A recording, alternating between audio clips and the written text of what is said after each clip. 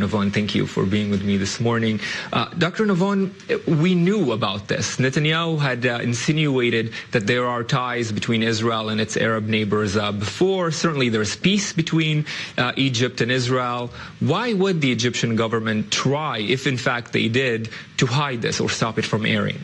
Because Sisi, as we remember, took power from the Muslim Brotherhood in 2013, and he's been maintaining his regime by using an iron fist in Egypt. But his main opposition, obviously, remains the Muslim Brothers.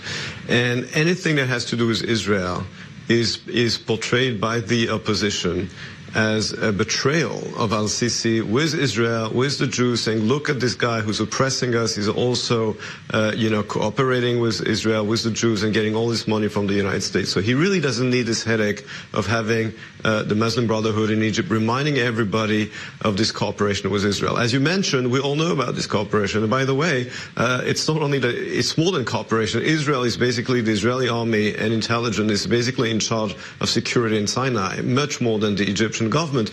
But the cooperation between Israel and Egypt under al-Sisi is also economic, because we also signed recently a deal for providing natural gas to Egypt, and we're building this regional energy hub, not only between Israel, Greece and Cyprus, but also with Egypt. And this he didn't mention, of course, in his interview, but it's an open secret. Of course, he doesn't need his opposition, if we can talk about opposition in Egypt, to remind this to the public. So despite the scandal now ongoing in the U.S. and in Cairo around this interview, would you assess that cooperation, as you mentioned, between Israel and Egypt, which is vast, will likely continue just as it has always? Yes, of course. Of course it will, because, again, Egypt is not obviously a democracy, even though al-Sisi is being careful about taming the opposition, the strong opposition in Egypt.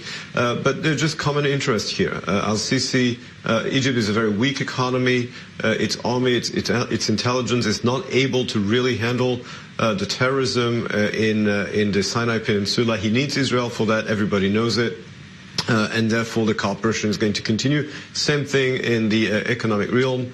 It's a weak economy, as I mentioned, and Egypt needs Israel's natural gas, even though it owns itself huge gas resources in the Zohr, fields, but it has enormous domestic needs, and therefore it also needs Israel's natural gas. So yes, it's in Egypt's interest, both economically and strategically, to continue this cooperation with Israel.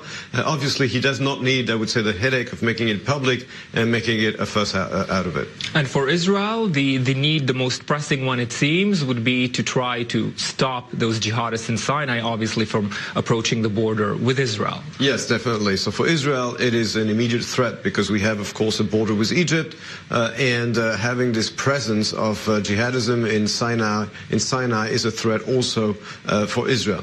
As we know, Israel withdrew from the Sinai completely in 1981, but there's still some, Sinai was supposed to be completely demilitarized, but it's not realistic in light of the presence of those jihadists in Sinai, and therefore both Egypt and Israel have kind of bypassed their own peace agreement to make sure that both countries are able to act against the Islamists in Sinai. But again, the country here with the real military capability and intelligence technology is Israel. Egypt knows it, and therefore we have this cooperation between the two countries. Dr. Emmanuel Navon, thank you very much for joining me for this talk, which we will air and won't pull.